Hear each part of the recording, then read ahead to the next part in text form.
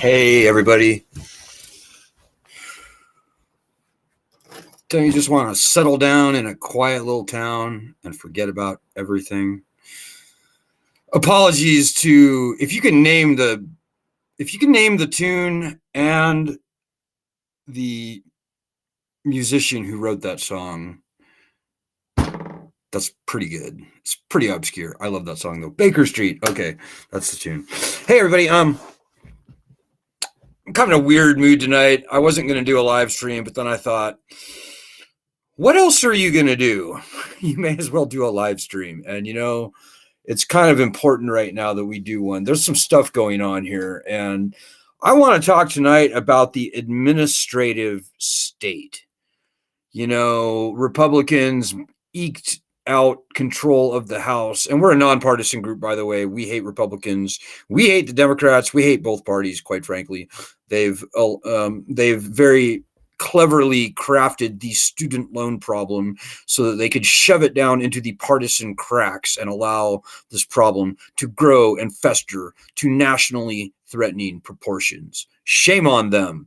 So anyways, so the Republicans finagled their way into control of the House. And the first thing they did after taking the House was they were talking about how they're going to be coming after weaponized government. Well, ladies and gentlemen, there is no better poster child for the weaponization of government than the federal student loan program. It is disgusting. It's Orwellian what they've done. And by the way, if you have any questions or comments, throw them out on Facebook or on Twitter. And if I can see them, I will very gladly respond to them. But first, couple quick announcements. We're going to be in Los Angeles next, Tuesday, March 1st. If you happen to be in Los Angeles and you want to see us give a talk, we're going to be somewhere near Bel Air, up like just north of the Getty Center off the 405.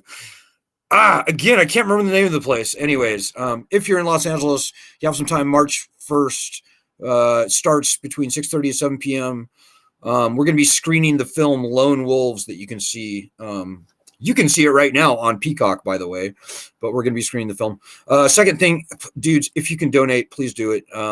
Thanks to everyone who donated last week. We pulled ourselves out by the hair of our chinny chin chin, and this week is a little easier. We're hoping we absolutely need 25 people to donate $20 or more this week. If you've never donated, if you haven't donated in a while, just please, dudes, please donate so I can shut up about it. Thank you. Okay, so the weaponization of government, the administrative state is in particular what I want to talk about tonight. So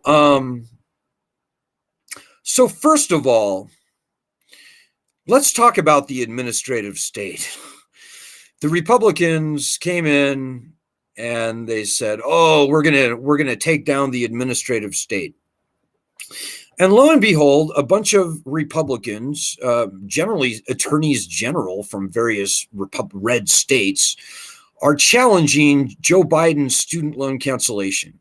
Now, Joe Biden's cancellation sucks in the first place, but this is being challenged primarily, almost monolithically, by Republicans, and they're saying, "Oh no, this is the administrative state overreaching its bounds. The president does not have the authority to cancel these loans." Well, guys, we need to unpack that just a little bit. Here's the truth about the administrative state and student loans. The administrative state is the Department of Education, the Department of Justice, and I would say the Department of the Treasury when it comes to student loans. That is the administrative state. And believe me when I tell you, having looked at this problem very carefully for more than 18 years at this point, the Department of Education, Department of Treasury, Department of Justice absolutely do not want to cancel student loans. Certainly not by executive order. The Department of Education guards its cash cow like a rabid dog or something. The Department of Education fights tooth and nail. The administrative state fights tooth and nail to keep the federal student loan program going exactly as it has gone for the past 30 plus years. They want no changes at all in this system.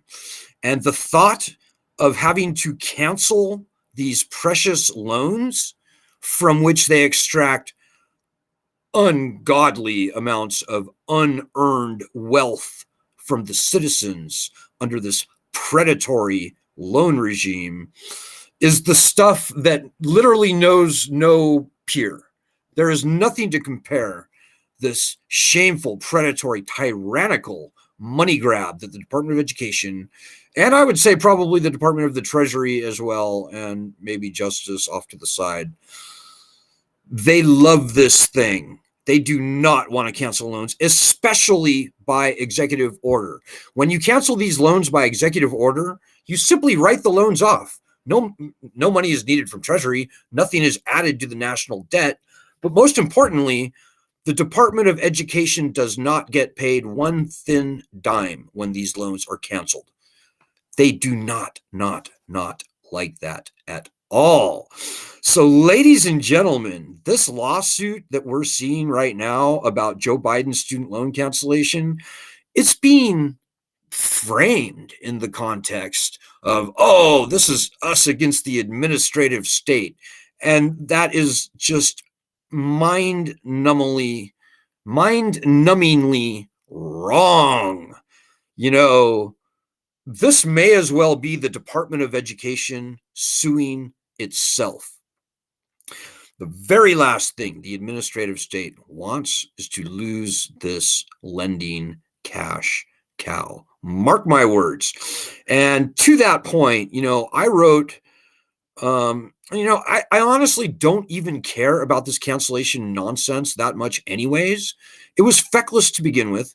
$10,000 is almost nothing for the worst hurt borrowers. And if you owe less than $10,000 on your student loans, you're probably not in our group. Like, I think many, maybe even most of the people on our group are like, you may as well just add $10,000 onto my balance. It's just ridiculous. So there's all sorts of reasons why this lending, why this loan cancellation from Biden is just stupid in the first place.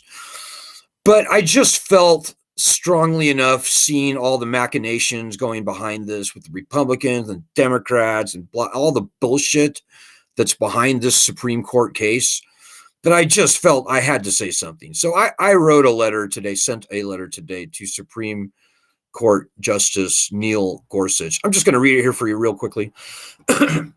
Dear Justice Gorsuch, I hope this letter finds you well. I've studied student loan problem for many years, written books, blah, blah, blah. I feel strongly compelled to inform you of the following. You have a case coming up about the president's power to cancel student loans by executive order. Opponents to student loan cancellation are trying very hard to frame this as a case of the administrative state, quote unquote, overstepping their bounds. Justice Gorsuch, they are trying to trick you, and they are. In fact, I think Justice Gorsuch, more than any other justice on the court, they were trying to impress, because that's his whole shtick, is standing up to the administrative state. The Department of Education, Justice Treasury, the quote-unquote administrative state, absolutely do not want to cancel any student loans that they hold. Many years of careful observation have shown that they want no changes to this predatory lending system, from which nearly all consumer protections, bankruptcy rights most notably, have been stripped. The amount of unearned wealth that has been stripped from the citizens through this lending system has no precedent. The harm this predatory lending regime has exacted upon the citizenry for their own benefit and to the great benefit of the colleges is something we've never before seen in this country. They absolutely want you to rule against the president's power to cancel these loans and preserve this unconstitutional and vicious lending regime. Sort of repeated myself there. One example that may impress you, the state budget of Colorado is $33.9 billion. However, the people of Colorado owe $34.2 billion in mostly federal student loan debt. More than half of these people are over the age of 35. Most of these people are either Republican or independent, interestingly. So all is not what it appears to be with this case. I hope and trust that you are wise enough to see through the nonsense. So that's the letter I wrote to Neil. I sent to Neil Gorsuch today. Who knows? I suspect he might possibly read it. Every word in that letter was very honest and very heartfelt. I truly do hope that he is sophisticated enough to see that they're trying to put one over on him and sort of hijack his sensibilities on administrative state. And, you know, we don't delve into other political issues in this group. We don't talk about gun control or abortion or stuff like that. But I have to say, I agree that I am very worried about the administrative state. You know, it's these unelected bureaucrats and, unelected, unappointed bureaucrats that have caused this student loan scam to be so absolutely vicious and pernicious. And so I personally have a lot of, let's say, empathy, sympathy. I tend to agree strongly that the administrative state needs to be held at bay. And if you want to talk about and by the way, I'm looking for your comments now. Sorry to be lagging on this. You really want to talk about the administrative state? Let's talk about this new bankruptcy process that was just unveiled. You know, before this new bankruptcy process, the way bankruptcy worked for student loans was insane. Unlike all other loans, it wasn't like the judge has a standard method of dealing with student loans as he would any other loan. No, there's a very special process you have to go through. You have to prove something called undue hardship.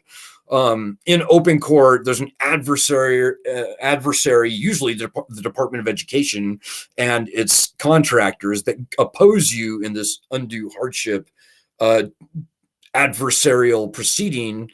Well, this new bankruptcy process, it's even more insane than what I just said, because instead of a judge evaluating your undue hardship claim with an adversary, the Department of Education, the administrative state, has stolen that process. They have taken control of that process to where they are now, for all intents and purposes, the final say. They are the judge and jury as to whether you get undue hardship determination or not.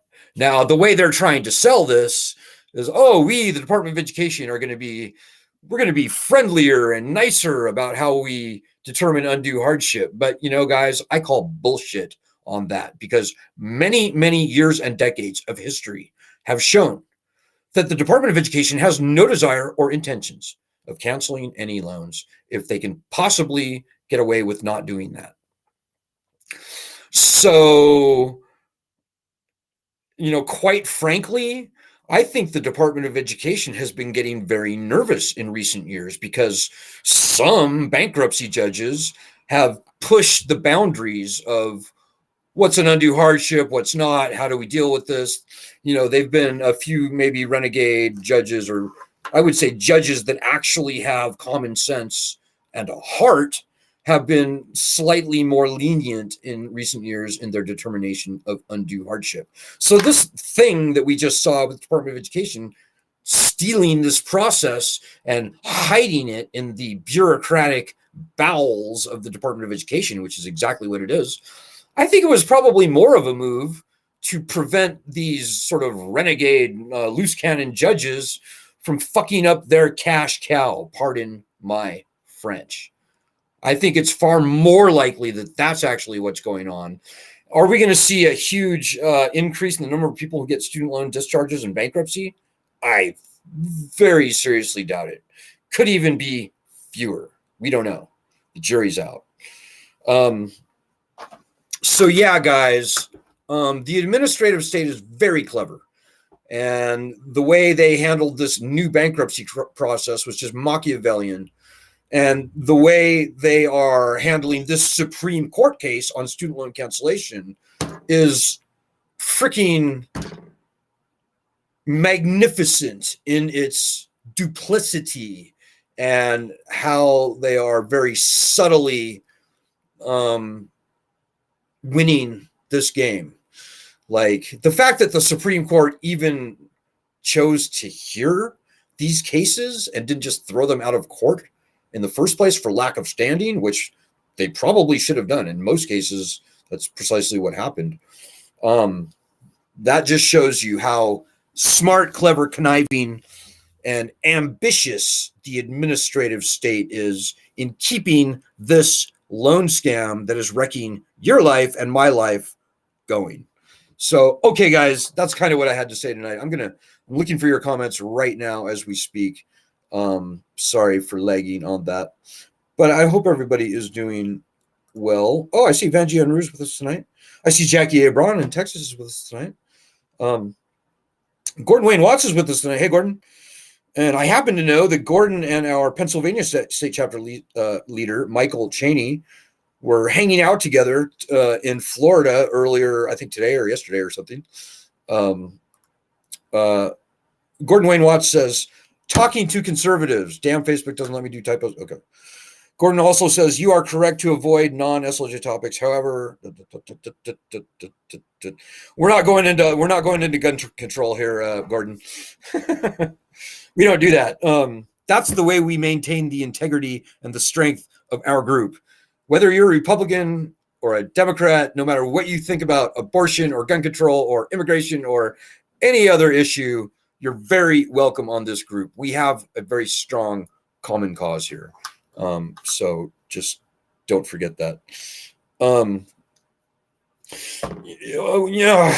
action item I do have for you guys, I totally forgot to mention this, but I should have. We are very much trying right now to get into phone conferences with all 535 members of Congress. So your two senators, and also your one state federal House representative. We want to get into a phone conversation, a phone conference with all of those people. You can make that happen. Shows you how, because you are a constituent. It's a lot harder for us with all of those people to get meetings without a constituent making it happen. So we're asking everybody, you especially sitting there, get a phone conference with both of your senators, ideally the judiciary staffers in that office, both of your senators and your House rep, and bring us onto that call. I can do most or all of the talking. Very good at this nonsense. I'm very good at it.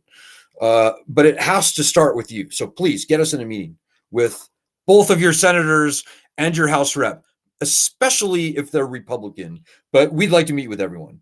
So it's 535 people, guys. If we did one a day, it would take us nearly 2 years to get this done. We can do 5 a day, guys. We could knock out the entire Congress in probably around 110 days or something like that. We could do more than even 5 a day. We could probably do 10 a day if we really, if we had to. And I'm very happy to do that.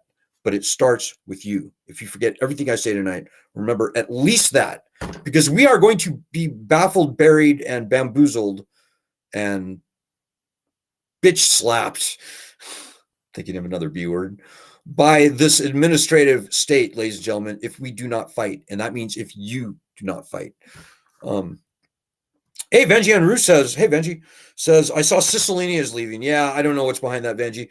David Cicilline, who is the sponsor of our House bankruptcy bill last session. By the way, guys, bankruptcy lies at the core of everything. I say it every night. It's true every night. We've got to get the return. We've got to get bankruptcy returned before anything else is going to happen. Bankruptcy lies at the core of everything. And the House sponsor of our bankruptcy bill last congressional session, David Cicilline, announced that he's leaving for a private job. Don't know what's behind that. Probably something behind that. But who knows? David Cicilline really betrayed us big time. The Democrats betrayed us big time last congressional session. The Democrats had everything they needed to return almost standard bankruptcy protections to student loans. And at the 11th hour, the historically black colleges and universities stood up, actively opposed the bill, and David Cicilline and Jerry Nadler, and also in the House, the chairman of the Judiciary Committee, and I'm sorry to say, Senator Dick Durbin, the Senate chairman, the chairman of the Senate Judiciary Committee, chose not to pass our bills. They could have passed. They would have passed if they would have been brought up for a vote. But Senator Durbin and the Democrats in the House and the Senate collectively betrayed us. And that's just true. So this coming year is going to be difficult, guys. So I see a couple other comments here. I'm just going to leave it there at that tonight. I meant this to be a very quick live stream. Kind of don't think that happened. We're at 22 minutes now. So I think I'm going to leave it there at that. But guys, I hope you will hang in there. To leave this on a positive note, let me just say, guys, we got this. This lending system is capital F failed. And it's not our fault. We didn't ruin this lending system. This lending scam, and it is a scam, tried to ruin us. We're a stronger people than that, ladies and gentlemen. And when this group grows to a size of actively engaged individuals more on a par with the size of the problem. So in other words, if a couple hundred, maybe 10 or 20,000 people a day are doing stuff like our daily actions, and let me just dial that in for you right now. When even 10 or 20,000 people are doing our daily actions rather than like 10 or 20 people or like 1 or 200 people, which is what we've been seeing lately, we will solve this problem. We will get bankruptcy returned. And it is a very direct path from that to seeing actual, meaningful, widespread, maybe even total student loan cancellation. But none of that's going to happen till we get bankruptcy back. And we will not get bankruptcy back unless and until you sitting there start helping. So please spread the word about this group. Get excited for this fight. Feels good to fight this fight. Michael and Jackie and Gordon will all tell you it's good. It feels good. I sleep like a baby at night. It feels good to fight this fight. The Constitution's on our side. 43 million people in the country would be on our side if they knew that we existed, and that will only happen when you tell them. Speaking of administrative state, I could also talk about how we have been shadow banned relentlessly on all the platforms, Twitter, Facebook, you name it. And this has been true since like 2011. So I don't know if you call that the administrative state or just sort of like the creepy big brother oppressive tyrannical state or something. But yeah, you could say many different things in many different ways about the administrative state, but it's a real thing, guys, and we are up against it. The best thing that we have are people, normal, living, breathing, human people like you. That's it. In many ways, that's all we've got. Word of mouth is, in many ways, all we've got. But in the most important ways, it's really all that we need. So I hope that echoed with a few people out there. I see some expletives deleted, or not deleted, but I see some bad words on the comment section of the group.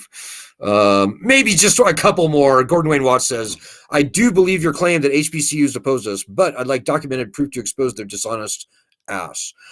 I've got emails from various staffers in Congress that verify that it was the HBCUs that actively oppose us. Between you and me, Gordon, I think there was more to it than that. I think the HBCUs were used as fall guys by other colleges, probably the for-profit colleges, chief among them, but I would not be at all surprised if it was nonprofit colleges as well, because all of the colleges are making out like bandits. They're in the catbird's seat. And, all that student loan money, all that 1.6 trillion, well, $100 billion a year, let's just say that. $100 billion a year is going to the colleges. And the colleges have never been more flush with cash, and the colleges love this lending arrangement exactly as it is. That's maybe the quiet part out loud. So, okay, guys, I'm going to leave it there at that. I promised, and I'm going to make good on that promise to keep tonight's live stream short. But I hope that this has inspired you a little bit. We do got this, guys, but whether these loans go away quickly and cleanly, or whether you have to spend the rest of your life under these loans before they get discharged through your expiration, i.e. your death, that remains to be seen. I want the first thing. I think and hope that you do too. And if you do, then you'll get off the bench. Stop eating popcorn on the sidelines. Don't cheerlead. We hate that. This is a working, fighting group, and we need you. And that's the most important thing that I will say tonight. It all starts with you. Rewind this video if you need any concrete action items that you can, I would say, must take. Our daily actions, for example, are quick. They're very quick. They're easy to do. It's just a matter of a tiny bit of work. So I hope that's not too much to ask. I hope you'll spread the word about this group. I hope if you're in California, you'll check us out on March 1st. And right now, I hope that a few people out there might donate so that we can keep this band on the road, this show on the road. Very important, guys. Okay. Well, good luck. Godspeed. I will see you tomorrow night, 6:30 p.m. Eastern time. And God bless everyone.